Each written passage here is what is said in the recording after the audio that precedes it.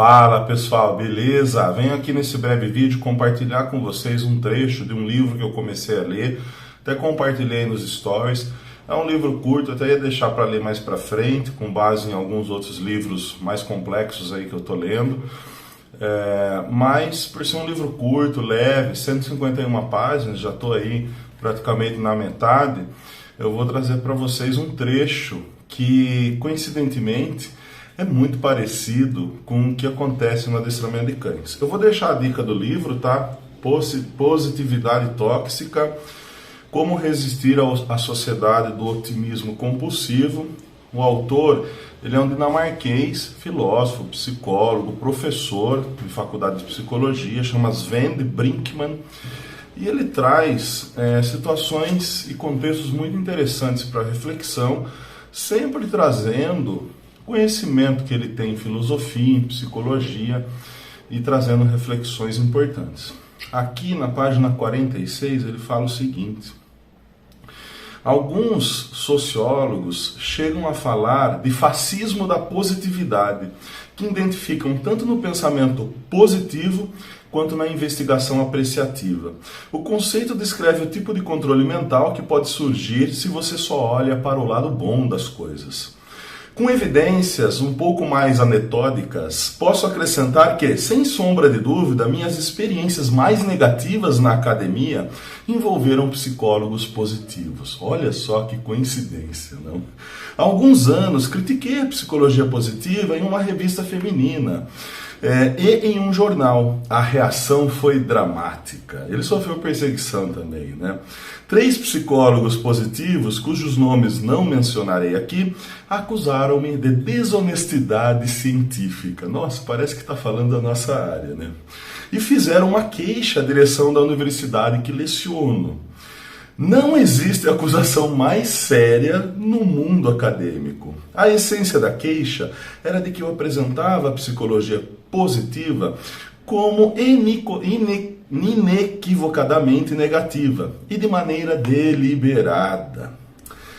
Confundir as pesquisas sobre psicologia positiva com suas aplicações práticas. Felizmente, a universidade rejeitou a queixa, mas achei a reação dos psicólogos duplamente preocupante. Em vez de escreverem uma carta ao editor e levarem a discussão para um fórum aberto, eles escolheram difamar, deixa eu repetir aqui, difamar a minha integridade acadêmica perante a direção da universidade.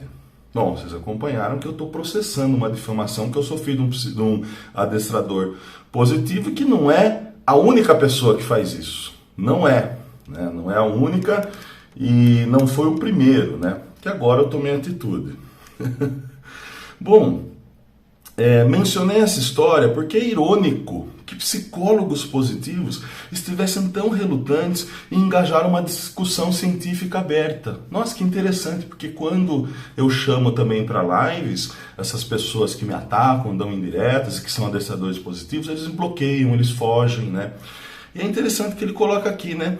Vou repetir, mencionei essa história porque é irônico que psicólogos positivos estivessem tão relutantes em se engajar em uma discussão científica aberta.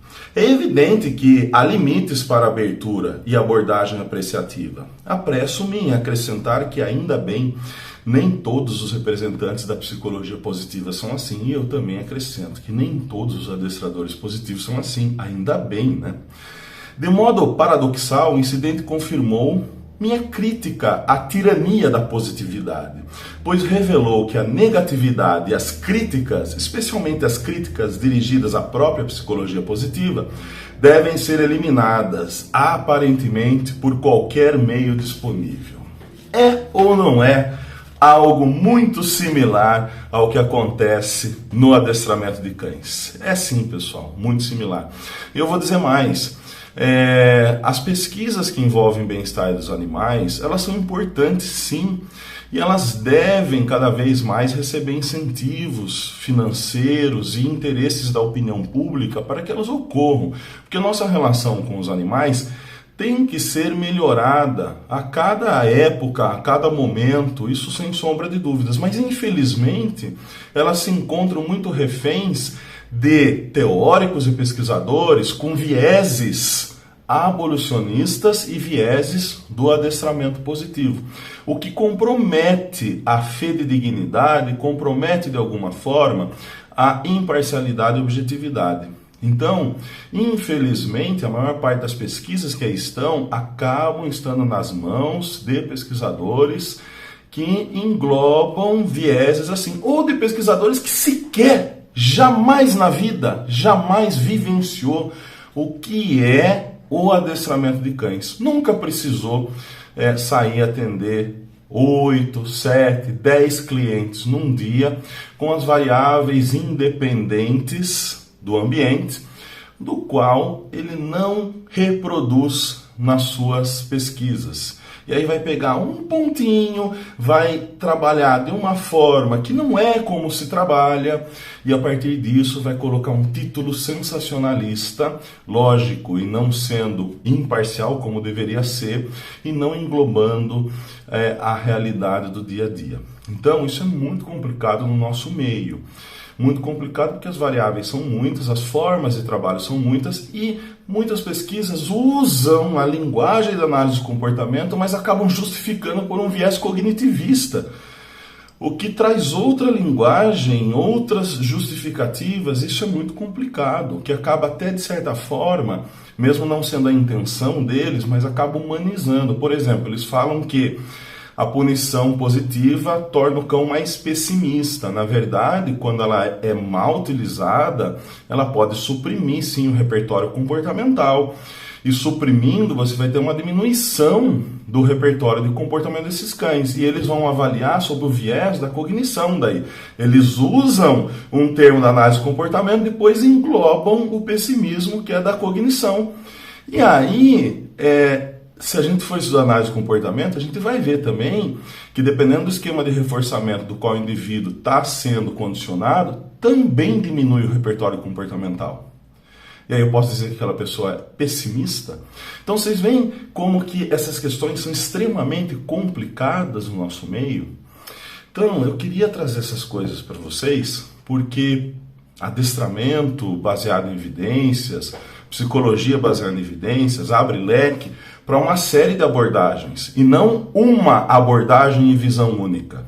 E isso é importante pontuar, pessoal. Beleza? Vamos que vamos. Fica aqui a dica para vocês, tá? Positividade tóxica, sensacional. Tá aqui o autor, para quem quiser pesquisar sobre ele, tá? E ele escreve de uma forma leve, até um pouco irônica, e eu me identifico muito com a forma que ele escreve. Dá para ler esse livro aqui em um dia, se vocês sentarem para ler com tempo aí. Valeu, vamos que vamos. Abraço a todos.